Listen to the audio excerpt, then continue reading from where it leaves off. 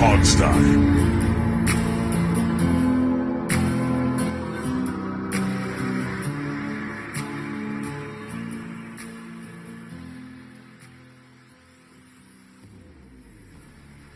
Hello, everyone. It is OTAs. Washington is practicing football. Hooray, hooray. Isn't that great? Welcome to the Hogseye. We're going to talk a little bit about OTAs, but, there's not a lot that comes out of OTAs anymore. There's some news with people not showing up, but other than that, you can't glean a whole lot from, 90 dudes standing in a bubble and they're not allowed to wear pads. Is it that there's not a lot, or are we just bored with it after covering it for 10 years? As podcasters, we're a little bored Yes. of that part. Yes, That's that's true. true too. But welcome to the team's all here. I mean, this is the part of the season where I just enjoy sitting back and watching all these posts of look at that dime thrown and what a great route by the uncovered receiver and Right. the running back looks fantastic, jumping over pads and Right. I mean, Right. Look at just how seeing- great these offensive Yeah. linemen are standing around on the sideline. Well, because they can't do anything. Well, I mean, Oh, look, there's a bunch of future Hall of Famers out there in May. It doesn't mean anything. yeah. So Right. I was on my way home, and you guys know this. I'll tell everybody. It doesn't matter. I was coming home very late tonight. Like I just made the show. But on my way home, I was listening to B. Mitch and Finley, and apparently they had Brian Mitchell coaching up some of the rookie punt returners and young punt returners and stuff. So that's kind of cool. I think that's great. I mean, why not get your best asset out there to do it? For goodness sakes. Him and Mike Nelms. I don't know if Mike Nelms is still, in the DC area or what.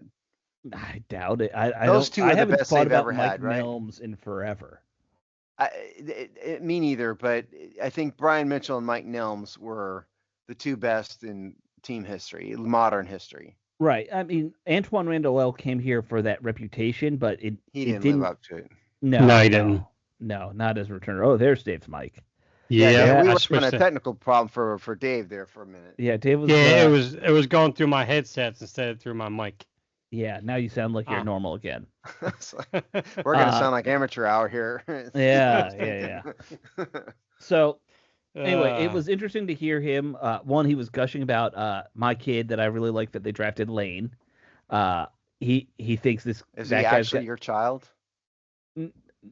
Metaphorically, he is my favorite draft pick of this class. He's not your firstborn child. No. What is I just wanted to scary be clear. is now that I'm turning 42, these guys could technically all be old enough to be young enough to be my firstborn child at 22. You realize Dave and I have no sympathy for you, right? No, I None at realize all. Dave is a grandfather at this point. Yeah. Yes, I am at 52 years old. Yeah. I'm trying to do some math in my head real quick, Dave. Hold on. Oh no, that checks out. There's no 14-year-old in No. this equation right now. No, not at all. Whoa, yeah, no, let's not, no. No. Dave is short, but he's not 14. I won't say no. I meant a very young, short generation, if it were. How tall would Dave have been at 14? Would you have been 4'6" or what? No, Or he did probably hit his current height at 14 and just stopped. That's what I was asking. I mean, because you're 4'10". I mean, when did you get to that height? Oh no. I was roughly about 4'3", 4'4" in my freshman year. Stayed that till almost my senior year, and I had a growth spurt up to about 5'10", up to 5'10", and then I shrunk overnight, and then I came starting to come down. Is that and what next thing you happened? know, I come to the Hogstye, and I'm 4'2" again. I'm just curious. It's funny how things This happen. is what to people, happens when you don't drink enough milk. That's Yeah, what there you happens. go. Yeah. There you go. Good old osteoporosis at an early age. So yeah, I did find that interesting though that they brought Mitchell in. I suggest if you have time, go listen to their show from Tuesday, just that final segment where he talks about coaching up these guys, because he actually, if you want to think about little subtle things in football, he was giving those pointers on the radio of You got to have your legs facing this way, not that way for when you catch the ball. Like just, and you're like, oh, there's a lot of little technique that, of course, Brian Mitchell knows, but like we wouldn't think about. I'm glad that they're finally using him. Yeah. Thank God. I mean, again, he's such a great returner. Like I said, him and Mike Nelms are the two best ever in DC. They ought to use B. Mitch when he's ready and he's willing, to do it. It's silly not to. Use him, use Daryl, any of these guys who are still around, who are like old greats, just have them come in and chat to guys. Like shoot the shit with kids. I would love to see Daryl in the ear of Amos right now. I just going forward through camp. I mean, he's got so much potential, so much upside. Getting Darrell Green in his ear, I mean, that can only be nothing but positive. So it is interesting, and I would like to see it too. But there is also that old adage that not every great player makes a great coach. Right. True. So I think that does play into it too. Maybe so that's why you bring these guys in just for maybe a day to see if they're, actually able to impart useful wisdom. I give you as Exhibit A Magic Johnson, who was the head coach of the Lakers for 5 minutes. And sometimes when you're that good, you just can't teach it, man. And Darrell Green's probably one, I don't know. But Darrell is such a natural talent that I would wonder if he is, who knows, maybe he's a great coach. But I don't wonder. None of us know. I know he's been working in the front office for George Mason Athletics. Oh, has he? Yeah, that's what he's been doing. Oh, really? Yeah. Amazingly, they don't have a football program, but that's what because it's him and another former Redskin player who are kind of the head of that athletic program, I think. Guess they got to do something. Yeah, it's a good call. Get two legendary athletes from the area to be running your program. It's kind of odd when you don't have a football team, but okay. Yeah. Well, not enough mid-tier schools have football teams in this area. It's very strange. A lot of them don't. George Mason doesn't. Georgetown has like a fifth-tier football team that plays in a high school stadium. Honestly, I didn't even know they had any team. Yeah. Roger Goodell played on it. That's the last NFL person to play on the Georgetown team of note. He's not an NFL. Just for the record. No, he's not an NFL. And Steve is muting his mic a lot because Kobe the dog is going crazy. Kobe the dog has been going bonkers behind me, barking at people out the window, and I can't really stop him right now. No. And you shouldn't, because he's a dog, and that's what he should do. Hey, he's protecting the home. Right. Just put a mound of peanut butter on the side of the desk. That would do it, actually. It would do it for 30 seconds, at least. He's actually having fun doing this. Yeah. He's actually happy doing this because he's a dog. Right. He doesn't know he's interrupting a podcast. No, and nor should he care because he's a dog.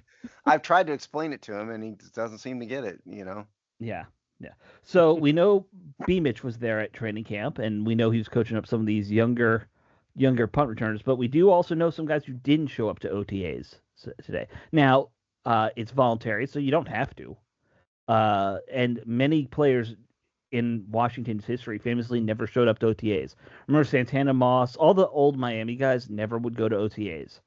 They all went back down to Miami University to work out at Miami, right? So Moss, Clinton Portis, and Sean Taylor, when he was still with us, all were regulars for not showing up to OTAs and going to college and working out at college. I mean, look, I get it. Okay, it's not that the young guys are probably excited to be there. The rookies that get to play, oh my God, it's the NFL, and the old people or old guys or old timers are just sick and tired of it. I mean, I understand. But when you're the three people didn't show up, did you say it again? The dog was barking. No, I did not say it yet. Larry Tunsil, Marshawn Lattimore, Terry McLaurin. We're gonna get to McLaurin in a minute. But what in the heck is Larry Tunsil doing not showing up? Right. Maybe he has to this team. Yeah, I know. Maybe he has an excuse, or maybe his mom is sick, or who knows. But you need to be there, dude. They just traded away a lot for you. You're, the key to the offensive line. Marshawn Lattimore, I'm sorry, you did not play well enough last year to just warrant skipping it. So those two, unless they have some family reason, I'm not buying it. I'm actually trying to see if there's any reports on potentially why they didn't show, but I can't find anything. But I agree, especially with Lattimore. To be honest with you, I mean, Tunzel absolutely sure because all the capital we gave up for him, but Lattimore came over, was supposed to be that shutdown guy going. Now, granted, he had the hamstring injury. We talked about that often. I get that, but even when he recovered, he still wasn't great at all. Even in the playoffs, when he was at least 80%, he looked like he was still 20% of himself. Yeah, he So just never lived up to it at all. And if I were him, I'd be greatly concerned, and I'd be there. And Laramie Tunzel, I mean, just doesn't say much. I that doesn't impress me. I questioned before, why is this first round pick and multiple Pro Bowl selectee been traded twice in a short career, and now he doesn't show up for OTAs? Well, so both of them have a history of this. I googled Lattimore. He didn't do it with the Saints. Like, he would skip OTAs all the time. And Tunsil is, I think, even more notably, is known for not going to OTAs. Well, but when you're a brand new on a team and you need to learn a scheme and you're not going to show up. Sure, Steve, you and I are mature adult professionals in our lives, and Dave is too. To some extent, he's just shorter, so less mature. yes, by default. I mean, I'm not making fun of him mentally. I just mean, he's short. He's 4'10". Yeah, but I make up. Yeah, but I make up for that in other areas, so we're all good. Oh my God! Thanks for that. I'm talking about maturity level. What are you talking about, Steve? Right. He's a child at Come on, heart. Steve. Dave is a child at heart. We all know that.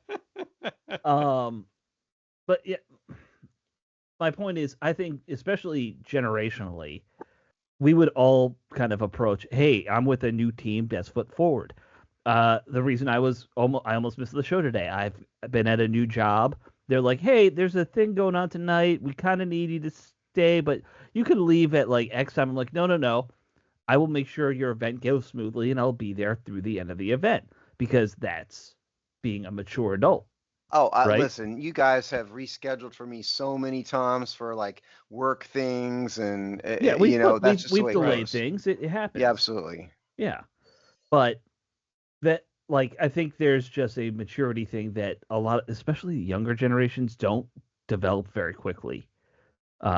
And I don't remember if I was like that in my 20s. Like, if I was like, I'll blow something off. I don't think I was, but I think that's more common with younger generation. Well, also remember, don't forget that Laramie Tunsil is a moron who had the weed gas mask on draft day. Not the best decision-making person. No, he's probably a moron. We'll get into not good decision-making NFL players too later in the show, because there's plenty of those that we could talk about later. Yeah, I don't like that they missed it. I get they don't have to be there, so you can't make a mountain out of that. Like, if they're like, well, we're not happy with our contracts and we're skipping camp, like, then we have a flag, obviously. But that's another story, and that's what McLaurin apparently is doing, and that's why we haven't mentioned him. At least there's a rationale behind it. Just like laziness is just not acceptable. Right. We all hate it's your only job. It's not like you have to go to your corporate job. Right. It's the only you thing have one job. It pays you 1% of money, and stop complaining. And you muted yourself again, Steve. I said, I got news for you. You guys are only working 6 months a year as it is. Yeah. It's not that tough. It's physically demanding, but you have a ton of time off. Go to OTAs. Yeah, but when you're training for that long a period of time in your career, it becomes almost like muscle memory in terms of the working out and the routine. It just becomes redundant. It becomes, as you get older, the body starts breaking down more. It becomes a little more tedious. I get that, but I mean, then again, I'm not a professional athlete, so I can't really speak for them. So I'll just stick to behind the mic like I do every week. Yeah, I know, and we've made our point. We don't need to keep making it, I guess, but it just irritates me. Yeah, so let's talk about the McLaurin thing, because as you said, and we kind of just blurted it in there, he's kind of holding out because he's in the last year of his deal. He wants an extension. This doesn't sound like, from what Adam Peters has publicly said about it, and from I don't think McLaurin's really spoken out about it, which actually says a lot because these days players like to complain when they want a contract, and he hasn't And they like to done that. complain on Twitter or X or Right. whatever. And I haven't done a watch of it. I haven't heard of that. No, So there's been none of that from him because he's Terry McLaurin. He's a class act. And that's what I was going to say, because if you start seeing him Mhm. post something and start having interviews showing frustration, and they're just, the talks have fallen just to a level of actually insulting. Yeah. So it's and there's been none of that. It's all been silence from his side, and Adam Peters saying we're going to get a deal done. We know he wants to be here for his career. It sounds Right. like, and they want to pay him. They just need to work out a number.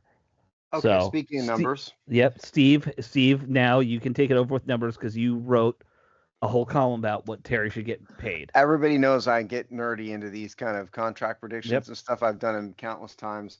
So I did this with McLaurin, and my strategy here was to part one is to see where does McLaurin really fit in the realm of top receivers, because Washington fans thinks he's great, and I understand that, but where does he really fit?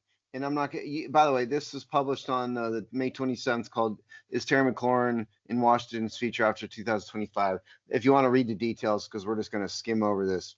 But the bottom line is, I took all the stats from all receivers in the NFL from 2019 to 2024 and saw where McLaurin landed in this. I'll go over a couple of them. He was 11th in receptions.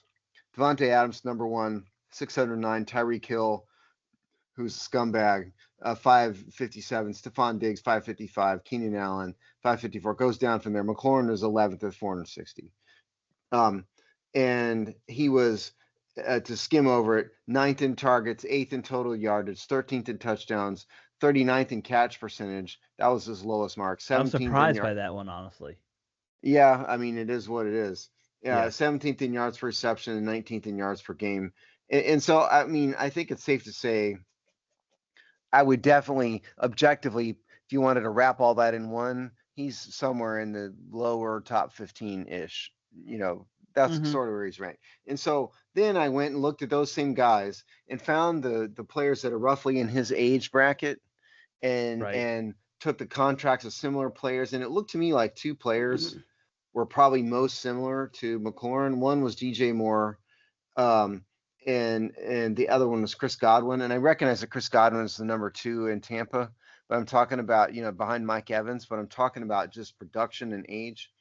DJ Moore's contract was probably more similar. He's got 4 years, 110 million, which he signed last year, 43 and change guaranteed at signing, 81 guaranteed, becoming guaranteed. Godwin has got more of a contract that looks like a number 2 receiver, 3 years, 366 million, 44 million guaranteed signing. The numbers come back. Hold. We've got the dog. Oh, there we are. That is what happens sometimes. When Steve's dog was getting a little excited, I think you heard a growl there. I hope you all heard that. Yeah, I can kind of tell the growl. There we go. There we are. Steve, just let it ride. Let it ride, man. It's hard, man. I'm trying to do. Kobe is not cooperating here. I don't know if that's coming through or not. No, that one didn't come through too bad. Okay, it's all good. All right. And so I thought those are 2 players. Godwin's contract a little shaky, but I'm going to get into percentages here in a minute. But Jamar Chase is the biggest contract in the NFL for receiver. Right. 4 years, 161 million. Justin Jefferson, 4 years, 140 million. CeeDee Lamb, 4 years, 136 million. So you see a trend here. Lamb's got 67 million guaranteed at signing. Justin Jefferson, 88 million at signing. Jamar Chase, 73, almost 74 million at signing. He's not at that level, right? But if you look at the percentages, of guarantees, well, one, there are no 5-year wide receiver contracts. There are none. Not in the top one. There's not a single one. And so you got to figure he's probably aiming for a 4-year contract. And if you look at the percentages of guarantees of all these top players, guaranteed at signing, it was for the most part, all between 45 and 49% guaranteed at signing. And then there was 75 to 80% becoming guaranteed over the life of the contract. And so if you take that into account, and then you do the 4-year deal, and you look at the average annual values of these contracts, McLaurin's in about the 30 million-ish range for average annual value. All that puts us at somewhere between 130, 135 million, 55 to 60 million guaranteed at signing, 100 million becoming guaranteed over the life of the contract. The salary cap number could vary because you could put void years into that, and it gets really nerdy. But the bottom line is he's going to have a huge cap hit, could be even 30 million. But if you fast forward a year or two, the salary cap is going to be higher. They have enough cap space to do it.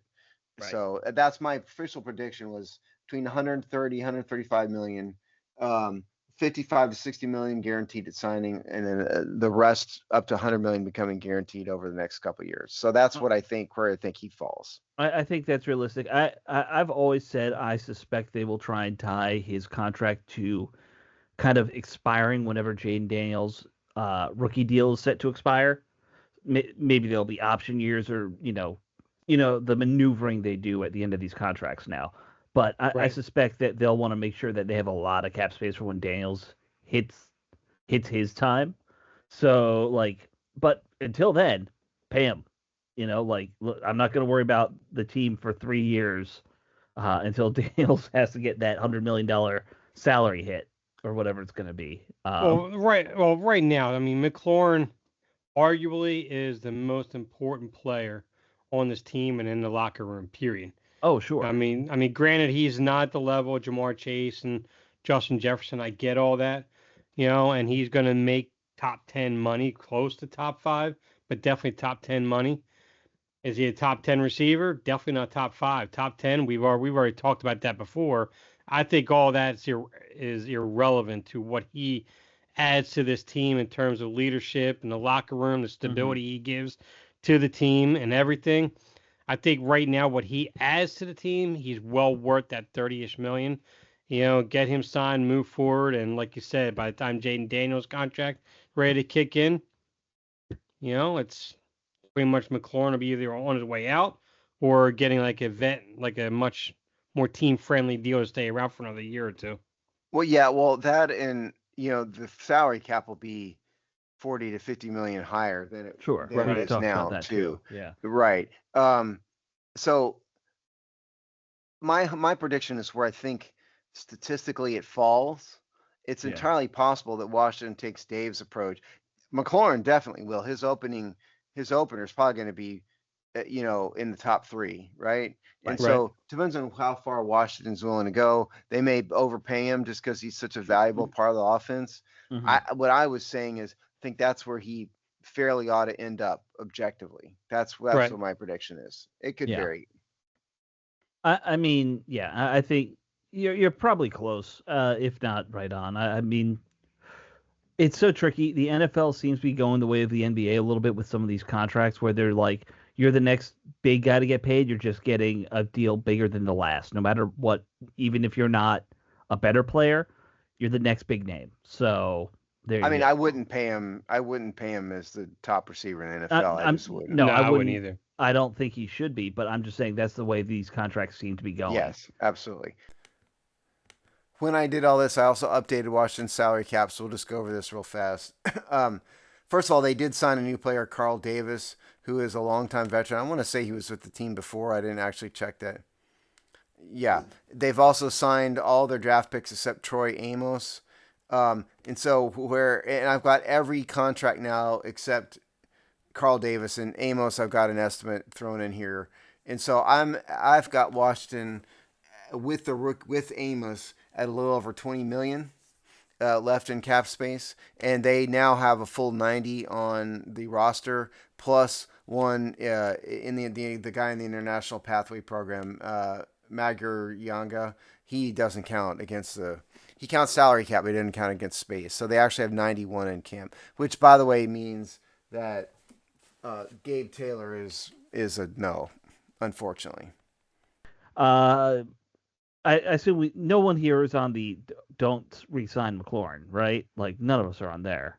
Oh no, I think they ought Yeah. to make Yeah. every effort. Now, if he's just really obnoxiously set on being the highest receiver in the game, I mean, I don't think he would be, but you never know. That would Right. be the only circumstance. Right. And even then, I'm still gonna talk. Because I was thinking about it when I was like listening to the radio about this whole deal, the whole negotiation on my walk home, and he really, I think when all said and done, McLaurin, he might not be statistically the number 2 receiver for this team all time, but I think at least for people my age, my generation, he's going to be like right behind Art Monk in a lot of respects. I mean, for me, Art Monk, Gary Clark, Ricky Sanders, those are the ones I remember most. And like the older guys are going to remember Charlie Taylor, Sure. Bobby Mitchell.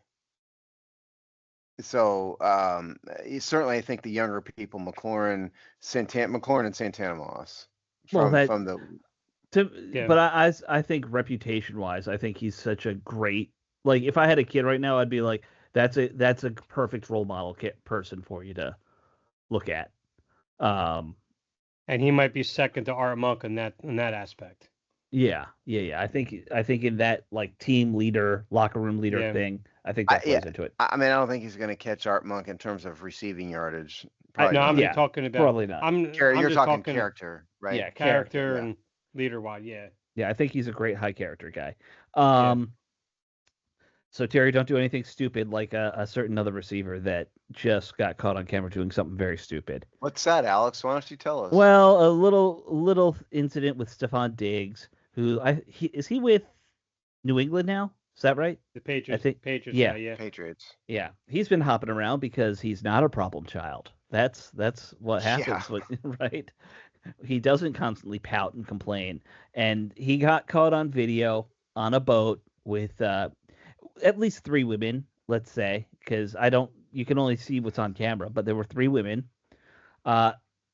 They were told to call him daddy because they're calling him daddy the whole time, and that's not creepy. And at one point in the video, he is seen handing a powdery pink substance in a bag to one of the women. I don't have a clue what drug that could be. I don't know, Alex. You know more about this kind of stuff than I do. I had to look it up because I was like, NFL players don't get into meth, right? Like, and meth isn't don't normally you smoke pink. meth? You can do lots of things with meth, but really? generally you smoke it. Yes. Okay. That wasn't cotton candy? No, I don't think it was cotton candy. I doubt it. But apparently there is a designer drug out there called pink cocaine. It's got another street nickname, but it's cocaine that's pink. So that's the theory. We don't know. It could have been cotton candy, or it could have been sugar crystals that you use for cake decorating. Yeah, sure. By the way, if y'all want to read about this, it's all over. I saw it in TMZ. It's on everything. Yeah. What a moron. Right. I mean, seriously. Right. First of all, the daddy thing is stupid, and that's just narcissism and ego and idiocy. You're also you're like you're an adult, man. You're not like a 21-year-old.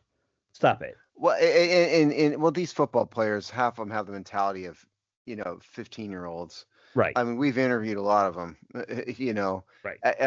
But the drugs and stuff. You want to endanger your multi-gazillion-dollar career. Mm-hmm. I have no sympathy whatsoever for you. Right. Because this could be a career ender, given his age, where he is in his career. If there's smoke there, New England will cut him no problem in the end. Oh, sure. Well, I mean, certainly the prior administration in New England would. Yeah. This is a new administration. Like Bill Belichick would have had no problem cutting him, and he cut Aaron Hernandez in about 5 minutes. Right. But what it's going to do is force the NFL to investigate. That's what it's going to do. Yep. Now the NFL takes a while to do they don't do anything fast in terms of investigation. Right. So 6 months from now, you may see him getting suspended because they're also going to track down these fine, outstanding young ladies who obviously have a lot of self-respect, for themselves, and that they clearly don't have daddy issues. They are they're going to have to talk with NFL investigators. Yep. I don't know. It's been how long since Rashee Rice did that whole thing last year? He still hasn't even gotten any form of punishment for that yet at all. You're right. Okay, so yes, the NFL's standard is lower than even a civil trial court. Right. You know, in a civil trial court, it's basically preponderance of the evidence. In the NFL standards, they just have to have a reasonable belief, basically, which is even lower standard. But it takes them forever in a day. Yeah. But if maybe they conclude that Rashee Rice didn't do anything wrong, and if they did, they might not have said anything publicly. Yeah. So that might have been what happened. For PR reasons, sometimes it's better not to just. Well, they just to not usually say their something. standard is to not announce things. Right. They just don't say, and you know, like sometimes these drug tests and stuff, they don't have an obligation to, you know, publish the results of drug tests. They do, you know, their standard is not to say anything. So that Rashee Rice might be off the hook, and we'll just never know. Right. Yeah, because what? Because his charges, I verified it, but yeah, his charges were dropped from last year anyway. So, I mean, maybe they don't have enough to do anything. So you could be right. Maybe, but I mean, the criminal, you know, the standard of proof for criminal court is dramatically higher than the NFL's. So it just depends on how mad the NFL was at him. They might have let it go, but the NFL is beyond a reasonable doubt, or the criminal court rather is beyond a reasonable doubt, which is totally different standard of proof. This one's going to be a pretty hard one to. When there's video, you know, that makes it a lot harder for them to get. Well, the key is, you know, that's true. The key is, I mean, what's in the bag, right? That's the whole key. Of course. And who knows? I mean, he's, you know, no idea what to say about that. Yeah, exactly. Yep. So, you know, but here's my advice to NFL players. If you didn't learn this from Princeton, stay off boats, just in general.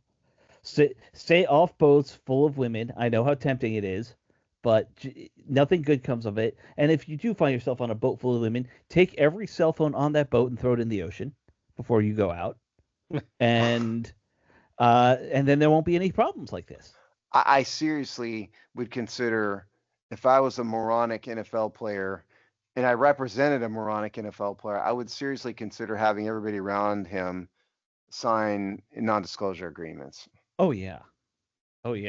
Like, I'm not saying everyone's doing everything illegal all the time. I'm just saying be cautious, you know? Yeah, I mean, look, because if you know your client's an idiot, you know, I think you'd have to protect him. So I think I'd have a standard. If you're going to be around this 3-year-old over here, you're going to sign an NDA. And I think a lot of them do stuff like that. I'm sure they do. Or they just have Jane Daniels' mom hover around him at all times. Because his mom seems a bit annoying. But I get it when you see this nonsense sometimes, right? Like, Jaden seems to have a better head on his shoulders. He does, but he is still a 25-year-old man. Like, yes. I think a little bit it might be blown out of proportion after the one comment that she made before he drafted, because she made the comment of, well, I just want to make sure essentially there's no gold digging women going out there after him. Right. And a lot of that was she was protecting when he was still in college. Yep. You know, so he didn't get derailed in college. He didn't get the distractions of someone trying to leech on him and going into the NFL and all that stuff. Because right now, I mean, pretty much, I mean, yeah, his mom's always going to be there, but I mean, he's got a little more free reign of doing what he wants to do in the most part of the day. Yeah. So, it was merely a quip on my part, of course. Yeah. All right, so let's move on though and talk about Actually, there was one question, real quick, that came to my mind with Terry McLaurin on the contract. If he signs a contract post June 1st, does that affect the contract in terms of how they could distribute some of the guaranteed money and all that stuff? No. I mean, nothing like that would happen at all. No, I mean, what you could do is renegotiate the 2024 year. And then tack on 4 more years. But the June 1st deadline is really a deadline that impacts the team when you cut. Yeah. Right. And so what that basically, prior to June 1st, all the dead money goes on to that year, whereas after June 1st, the dead money gets split up. That's what it means. And so the only way you could affect this year is if they wanted to renegotiate 2024 to kind of lower the cap hit. What you could do is do that and then throw a couple of void years on the end. Now, I've heard recently the NFL is starting to get irritated with the void year thing, and read that. I didn't hear it. I read it. Because certain teams can do that and certain teams can't. So it wouldn't surprise me too much if the NFL cut that out eventually. But now they can. So you could reduce his cap hit by renegotiating 2024, dumping the signing bonus, the prorated part of the signing bonus in 2024, add 2 void years at the end, and it could be a lot lower. Right. Yeah. I was just curious if they had something in terms of with post June 1st cuts. They had something similar for actually contract extensions, all that stuff. That was all. No. But yeah. Okay. But and June 1st has no bearing on a deadline for negotiations then. So, let's talk about the hot topic, the controversial one that everyone always loves. Washington posted a name poll again because things are going too good for the team. And I wonder if they did this in tandem with the stadium poll and they just released them at separate times, because why do one poll and get one story hit, and maybe you do both these at the same time, because that's just a theory. I'm guessing that they pulled all this stuff at once, the name, the stadium, and now we're just hearing about the name stuff. So the gist of the poll, I didn't bring it up in front of me, and I probably should have, but they've polled about the name every year. And shockingly, now that the team's good, the name is more popular among fans than it was last year or the year before. The first year they did the poll, popularity was in the 30s. Now it's about 62% fan support, if I remember the number exactly off the top of my head. They didn't give a great breakdown of the data, which I hate. They just said 62% either like it or love it with the new name. And that leads you to believe still 38% don't really like it that much, well, or there's outright hate some it. in there that have no opinion, as yes, an answer. True. So. There's going to be no opinion people who are the worst people in the world. Why do you answer the poll? Just to say you have no opinion. If you have no opinion on anything in life, I don't respect you. I have a firm opinion about everything, and I'm super passionate about all my opinions. You've also done a podcast for a decade. Okay. Right. I told somebody the other day, I could have an opinion. We've done this so long now. I could have an opinion talk for an hour about literally almost any topic. Yes. You and I, and we don't agree on a lot of our opinions, but we have opinions on everything, you and I. Come on. Oh, absolutely. Right. And if I don't, I'll make it up. Right. Well, the only thing Steve doesn't have opinions on are sports uniforms. He doesn't care. If I had to come up with an opinion on it, I could pretend. Yes, that's true. That's true. Because the thing did you want the numbers by chance at all, or no? Oh yeah. If you found them. Yeah. So you have 36% do not like the name, with 9% saying that they hate it. And that was the old one, right? Or no, that's the one that says that this is the current one that I'm looking at right now. Gotcha. And you have 53% of the area say they like or love the name, with 34 up from 34% from a year ago. Right. So then wait, say that again. You have 53% of DC area sports fans that like or love the name, which is up from 34%. Because I'm looking at JP Finley tweeted some of this out. If you guys didn't say it. Oh, and don't read the comments on JP Finley's tweet. Yeah, right. So keep going, Dave. So your numbers. Travel's looking at the wrong column. You're keep going. Yeah, and then the DC metro area has 62% have a positive view of the name, up from 36% from last year. So that's what we're looking at with that. First of all, you can put me down as hate it. Yeah, I hate the name. Yes. I mean, I've always said that, the NFL could play in the parking lot of a Piggly Wiggly and people would go eventually. Sure.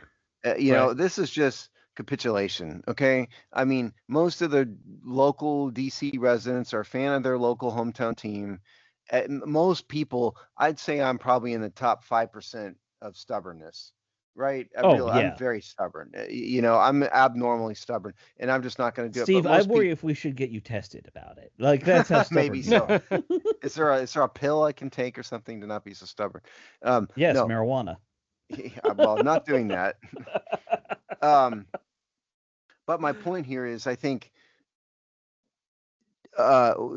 Josh Harris is smart, right? He didn't change the name because he knew eventually, if the team was good, the younger people especially would forget about it. You've got the very small group like me who just, I'm not going to cave ever. Mm-hmm. And even me, I'm still here doing this podcast. But the younger people eventually are going to just roll with it. If the team is good, they'll roll with it. And that's kind of what's happening here.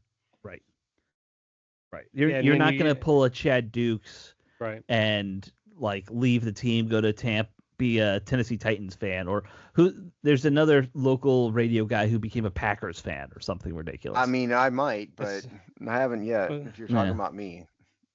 And see, and I'm just part of that group where I kind of distanced this team from the Redskins itself and just moved on like it was an expansion team, and to kind of move forward with it. And well, that's how you talked yourself into it. I understand.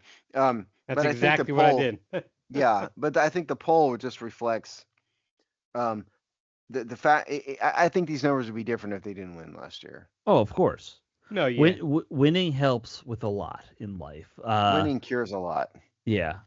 Now, there are things we should not overlook just because we're winning in life. Stop overlooking NFL players who, commit sexual assault just because they're good players. Like, we're never gonna support Deshaun Watson on this show. Nope. We're never gonna support Tyreek Hill on this show. Right. But there are people who do, absolutely, which is disgusting. Right. I just refuse. Look, you have to have a moral standard sometime. At the end of the day, this is football. It's not that important. I'm not going to root for a guy who's out there abusing women. I'm just refused, and I'm not. Right. And I'm with you there. Right. We had talks when there was that rumor Deshaun Watson was going to get traded. We were going to end the show. We were talking about ending the show over it. Yep. But thank God that didn't happen. So it was Dave laughing at us or laughing at the thought of because if you remember, I wrote a column about that. Yeah, you did. Yeah, I wrote a column about that, and even in that column, if I recall correctly, I even said I would definitely give it some serious thought of never rooting for this team again until Deshaun Watson was gone and Dan Snyder at the same time. Yeah, that went through. Yeah, thank goodness that all didn't happen. But anyway, yes, you have to have some level, but in the end, the name change debate, no matter how you feel about the name, and you guys know I don't like the name they chose. I always accepted this was going to happen someday, so I've moved on much easier than you. But it's still just the name of the team. It's not the players. It's not the you care more about watching your team win than anything else. My point is, it's not my team. Well, see, Redskins are my team. It goes back to the point that I keep telling guys on Twitter. I've said on a couple columns, and Steve is proof positive of this. Is that he has a history, a generation. It goes back a generation or two. He has that relationship with the name and family, the name and his dad, and everything tied together. It's more than just a team and a team name. There's a bond right there. That's a bond that I've always lacked. I've always loved the Redskins. I've always cheered for the Redskins, but I never had that bond. I never had that emotional connection like guys like Steve did. And there are plenty of fans out there that have that. Right. I've literally stated that you actually have families that every Sunday they had dinners that revolved around this team and this team name. You have multiple generations in that household celebrating that, watching and eating and celebrating the team and everything. And it's hard to let go of that. It's like casting out your child and saying, I never want to see you again, and not feeling guilty about it. I don't know if I've told this on the air or not, probably at some point. I am not a DC native. Right. My father is a military person. I've lived everywhere, but when I was 4, my parents were stationed at the Pentagon. My dad was stationed at the Pentagon, and we had back then they passed season tickets around the Pentagon because people didn't want to turn them in and leave. And so my dad was able to buy nosebleed season tickets, and we were stationed there a couple times. And so the name Redskins to me reminds me of bonding with my dad at football games. And then we watch them when we were moving all over the country. We'd watch them, follow them. We went to he took me to the NFC Championship game in 1983, which is the famous one against Dallas. Right. I was the Darryl Grant play happened right in front of me. We had a little better seats for that game, and that's why I'm a Redskins fan. When I'm not from DC, is because of that. And it's hurtful to me that they're just gone for no reason. Right. And so I've never judged people for that. Like, I totally get it. Now I mentioned the don't read the comments to what happened with JP Finley, because I'm sure you saw what he posted at one point, Dave, related to the name change topic. Right. JP Finley is not the most politically astute person. What did Jay just say? What did JP So Finley say? To summarize what he said there's basically two parties left in the whole name change debate: people who have moved on, and then people who are making it into a political issue to help their political side. I have something to say to JP Finley about it. Yeah, he that's a big swing and miss. He missed out a huge swath. I think JP, fans. You're an idiot. That's just ignorant. Yeah. It has nothing to do whatsoever with politics. This is not about Donald Trump or pick your side or whatever. It has nothing to do with that. It has everything to do with people who are passionate about the franchise of Washington Redskins and people who suffered through 2 decades of horrible, only to have it taken away from us. So Finley, I think you're a moron. You have no idea what you're talking about, and that's openly insulting to me. So screw you, Finley, and you're never coming on our show. I think that, well, here's the thing. Like I said, anyone who's a fan, you can tell they're a fan and that they're sincere and wanting. Not necessarily the guys who think that the name's coming back they're a bit of a pain. I'll just put it that way, because it's not going to happen. You need to accept that. But I don't doubt the sincerity in that desire. I do think there is a huge swath of people on social media who use this stuff just for cheap political nonsense. Like, I'm sorry, that NAGA group, they're not that, they're just AstroTurf. Who? The Native American. I mean, look, NAGA, I tried to hunt down one of them back when the name change controversy was reaching its zenith, right? And couldn't get anybody to come on the show. About the only guy who was willing to talk to me at all was deaf, and we couldn't get him on the radio. No, that was a different group, I'm pretty sure.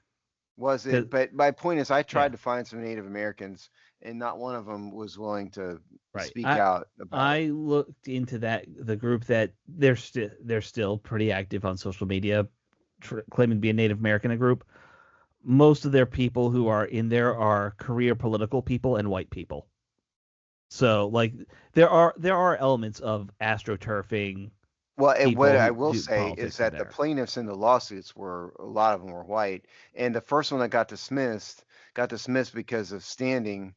Of the prime Susan Harjo. I can't remember the name, but but that one was a part of it. Then they had to find somebody for the second lawsuit that would fit, as a person with standing. It's literally, you have to find an 18-year-old to do it, was I think what they had to do. It was boring lawyer loopholeism, which I hate. But I do think that there is a element, and it's not just the right, obviously, the left too, who just completely used it for political means. I just want to call Finley out. I'm glad that's just ignorant. Yeah, the way he put it was so ill done, because I think he knows better. I think he knows there's plenty of people who are sincere about how they feel about the name. I actually have his tweet if you want to know exactly. Yeah, what he sure. said. Go ahead. Read the Let's exact go. tweet. So he has said the Redskins/Commanders name debate belongs mostly to two camps. One, actual fans who want the team to win. New name is growing on them. Two, people that use the conversation as a political prop. They'll never like the new name, and then some, and then some in the middle. I think the biggest problem I have with this is not necessarily even the political side. Is that when he says like actual fans who want the team to win, and he says, and then you have some in the middle. The problem I have with that is that he is completely disingenuous to. I'll go back to what I talked about with fans like Steve. He's completely disingenuous to fans like that, and there's plenty of them out there, and a lot of them listen to his show and follow him on here. It's like you're completely casting off the people that have not just grown to watch a football team play, they've grown with their family over generations, and they came together to commune together like Italians do for Sunday dinner. That's how important this team and that name was. And he's completely just disingenuous for all that. You're absolutely he is completely misunderstood what that poll is saying. The poll does say, yes, the name has gotten more popular amongst locals, which, because of the success. And that probably is the majority of a fan base, right? The fan base at this point. It's not a big majority. It's a small majority. Right. The second biggest group is still the fans who are upset about the name. It's not the political tools doing it on social and all this stuff. They make a lot of noise, but they're not even 1% of what's out there. I agree. Yeah, they just have the loudest voice is all they have. Right. That's how politics works. Exactly. Politics is people who are passionate and have loud voices get all the attention and suck up all the oxygen. And we need to move on here, but I was just looking up Finley's biography, found him on LinkedIn. I mean, it looks like he's a legitimate native of the area. Yeah, he's from here. Yeah. But I would argue, as Dave says, that he doesn't really understand. No. And even though I've enjoyed his show for the most part, and I don't think anything terrible about the guy, he's always struck me as kind of like bro jock level. Yes, intellect, absolutely. Doesn't really think about politics very deeply. Doesn't really think about anything. The truth of the matter is, sports reporting isn't that hard. Okay. No, I know. You don't exactly need to be Einstein to do sports reporting. Politics reporting is even easier a lot of times. So that's the part of the problem in this country. All reporters are vastly overrated. Okay. Yes, that is definitely true. All right, let's talk about our last thing, which is we got to do our position group breakdown for the defensive ends. I really, really kind of wish I had missed this show and had stayed at work a little longer. Yeah. All right. So our buddy No One from Tampa did the write-up for the defensive end group. No One, you gotta give me more on these write-ups, man. I'm just gonna say it. Like, I need more depth. I need more sarcasm and wit. All right, let me go over this though. Returning players, we got Dorrance Armstrong of the 20. He was a free agent. He was brought back. He was signed here in 2024 as a free agent. Yeah. Javonte Jean-Baptiste is returning. He's a 7th round pick. They re-signed Jalen Holmes. They re-signed Cleveland Farrell, and they re-signed Andre Jones. None of these are big salary guys except for Dorrance Armstrong, right? Dorrance Armstrong has probably the only heavy contract on this defensive line. They lost Dante Fowler. I don't count that because I still think of him as a linebacker. Am I crazy? But right. I was muted. Yeah. He's kind of he's just that new edge where it's not quite a defensive end. He's not exactly a linebacker. Right. I mean, he fits that edge kind of perfectly now at this point of his career. Yeah. As the Dorrance Armstrong, he's got 3 years, $33 million. Right. That's the only big-ish contract. Yeah, he's got a tech cap hit of a little over $10 million. Yeah. So it's big, but not enormous. Right. And Fowler, call him what you want, but he's an edge rusher. one way or the Yeah. other. Yeah. Wherever he Fair- lines up, he's an edge rusher. Fair enough. By the way, that is the one guy they lost that I really think they'll miss. Anyway, who they signed to replace him? Dietrich Wise, Jacob Martin, and Vilmi Feckel. Villami Fuck Feheko, you. I think. I think it's fuck you. No, it's not. Now, none of those people are. Here's the problem. I'm not saying Dante Fowler was, Lawrence Taylor out Right. there, or whatever, or or Dexter Manley, but he did have 10.5 sacks, and none of these players. I wrote a column about this a couple weeks ago.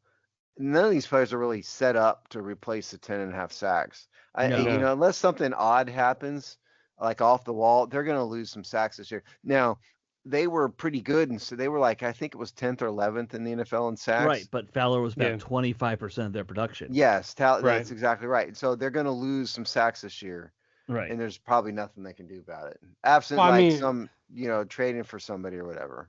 I mean, if you saw what they did on the defensive line, obviously they were focused heavy on finally finding a way to stop this run and the bleeding up the middle that Right. this defense has been over the years. And when you have like a Zadarius Smith still out there, who knows? Maybe we'll get him in there. And Zadarius Smith can't be that much of a drop off compared to Dante Fowler. Because remember, when Dante Fowler came in, we all thought he was washed, and then he comes up with 10.5 sacks. So Darius Smith could be in the same boat, so who knows? Yeah, and listen, they should. If you had to pick between losing a few sacks and improving the run defense, they did the right thing all day long. Right. Right. They were horrible. They were terrible. They were one of the worst teams in the NFL against the run. Yep. And they were they were in the top third roughly in sacks. So if you want to lose some sacks to improve from being one of the absolute worst, that is the right choice. Mm-hmm. So cry all you want about an edge rusher, but the fact that they brought Javon Kinlaw in here and others is a sign that they're going after run defense, and so Right. that's good. Now, could you do two things at once? Maybe. Could you have drafted an edge rusher somewhere? Sure, but they didn't, and it's probably just because their board didn't work out like that. Well, if you So- looked at all the edge rushers, a ton of them went early. Yeah, And that's then what I when mean. It just didn't work out. Yeah. And then when Connolly was right there, you had no choice but Roy to take him. Right. So Now, Dietrich Wise, who is one of the guys they brought in, he's going to be more like one of those big guys on the edge, right? He's not a speed guy. He's a power rusher, if anything. But he has been a consistent 5-ish sack a season guy for most of his career. So he's not totally unproductive as a edge rusher. And Jacob Martin, who's the other guy they brought in, he's going to be your small guy. And he doesn't get a lot of sacks, but I think the idea is you brought in one guy for power, one guy to be your faster edge rusher from those two. I don't expect either of them to blow up, Right. I think I'm assuming their goal is to make Frankie Louvu the number one pass rush weapon for this team this year. I don't love it, but I don't think that's a great plan. Well, if the trend goes like has been spoken to about before, if Dan Quinn is trying to go back to his days of Seattle and the way that he's bringing in these larger body guys up front, these edge guys that still have some speed, but they're more power rushers, like you mentioned, it sets up for more corner blitzes. And who knows, maybe they think Jordan McGee is going to be that guy that's going to be impactful on the on the pass rush enough to where he's going to counter what they lose in Fowler. I mean, maybe they had that much hope and faith in him that they didn't feel the need to address it any other way. Who knows? A lot of faith to put into a 7th round rookie or whatever. Fifth round guy. The only other thing I'd mention, and no one mentions in his column, is there's a couple guys out there on the market still. Preston Smith is the one that Washington fans would know the most. Now, remember, he was maybe more of a 3-4 guy, not a 4-3 guy. He was a 3-4. Yeah, and that's a name. Von Miller, who's 100 million years old. And so there's a couple others. So, I mean, it wouldn't surprise me too much if they brought somebody like that in training camp, at the last minute. Right. Preston Smith would be the guy everybody knows just because he has a history here. Yeah. And you talk about the Seattle Seahawks, the Legion of Boom. Let's be honest, they were not known for their pass rush. They were always known for their secondary play and their master that cover 3 defense. Now I know Quinn had a special technique he was running, or because he was using that 4-3 under, 4-3 over, whatever it was, all the time. But like I just pulled it up.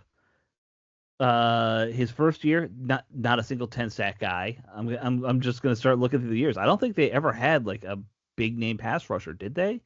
Those couple years. I mean, not really. No. Yeah. Not really. Yeah, because they did a lot of work with their secondary on pass rushing, and they used their linebackers a lot in terms of with more stunts and stuff like that to get pressure on the quarterback. But it was mostly they wanted to get pressure to the quarterback to force the ball out early and allow the corners to create turnovers, or if not, you have an error throw, leave a wide receiver vulnerable for the big hit coming across the middle, whatever it was.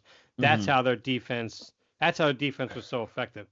Yeah, those 2 years they didn't have a single 10 sack guy. And in terms of Washington, I mean, they blitzed a lot to get those sacks that they had. Yeah. Right. And that impacts the rest of the defense when they do that. And so they could blitz again and blitz more, but I think the best teams can get sacks and pressure without having to blitz all the time. Even if they don't get a million sacks, even though they don't have a huge number of sacks, they've got a lot of pressure through natural pressure, not blitzing. And that's the key, I think. And I don't know how they're going to do that, but we'll see. Yeah, we will. It's going to be a tough one if they don't find some way to do it, it's going to be a tough season. Like that's the one thing that could derail this whole season. Well, there's many things that could derail the season. That's one of many things. That is the most likely thing, I think, at this point. Like in terms of I think the most likely thing is that the NFL gets wind of Jaden Daniels and comes up with a way to slow him down. I mean, I guess that could happen too. In year 2, and they have a bunch of film on him, because the better teams did kind of slow him down, to be honest. I think if you want to pick a negative, that would be, if you want to pick the most likely negative, to me, that would be it. I mean, we could disagree. Yeah, because I do a little, but that's fine. We can talk about that when we talk about quarterbacks, because we're going to do that soon. All right, so that should wrap up today's show. We didn't get to my weird thing I saw at a junk shop in West Virginia, which was a shame. I sent you guys a photo of it. Somebody selling McDonald's trading cards of the '93 Redskins for, I think it was $12. I really wish I'd kept my trading cards from when I was a little kid. Now they would have been worth some money. I like how you say you said we didn't get to it. And you introduced thereby getting to it when you introduced the concept. Well, I'm going to forget it by next week. Come on. You will. I had to shoehorn it in. It's not important enough to remember. By the way, but that is the best place to find cool old Redskins stuff, guys. If you really want to find stuff, you got to go to junk shops. I don't think there's a lot of junk shops in Texas that are going to have a lot of old Redskins stuff. Dude, I find stuff when I go up to upstate New York all the time. Do you? Yeah. Yeah, there's one junk shop in particular that always has tons of old NFL merch, and they have old Redskins merch. I'm always looking for guitars in places like that. That's fun to look for too. It is. I'm sure, especially for a collector like yourself. That is fun to look for. So, I've got. What about you, Dave? Guitars. Dave, what's your favorite junk to look at? My favorite junk to look at is I typically right now I'm in the mode of like old signs and things of that nature.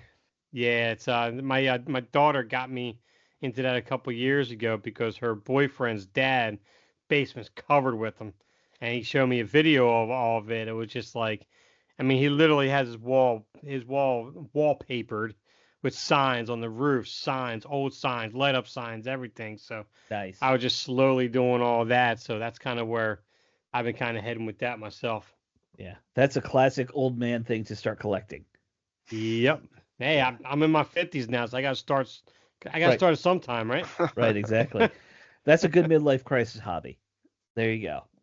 All right, guys, that should do it for this week. This is it for the Junk Shop Hour.